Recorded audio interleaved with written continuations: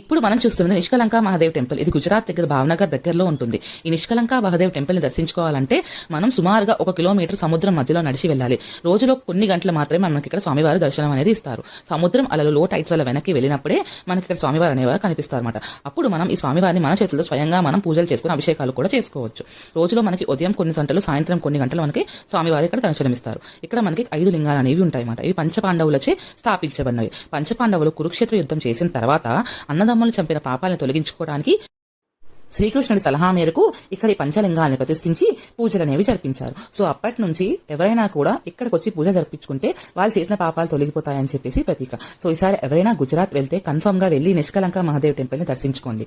మీరు లో టైట్స్ ఉన్న టైంలో వెళ్తే మనం స్వయంగా స్వామివారి దగ్గరుండి పూజలు అనేవి జరిపించుకోవచ్చు. చూసారు కదా, మీరు రిటర్న్ అయ్యే టైంకి సీ షోర్ అనేది ముందుకు వచ్చేస్తుంది. ఇలాంటి టైంలో మనం స్వామివారిని దర్శించుకోలేము. సో ఈసారి ఎవరైనా గుజరాత్ వెళ్తే కన్ఫర్మ్ గా వెళ్ళి స్వామివారిని దర్శించుకుని ఆశీస్సులు అనేది తీసుకోండి. ఇప్పటివరకు చూసిన వాళ్ళందరూ కన్ఫర్మ్ గా సబ్స్క్రైబ్ చేసుకోండి.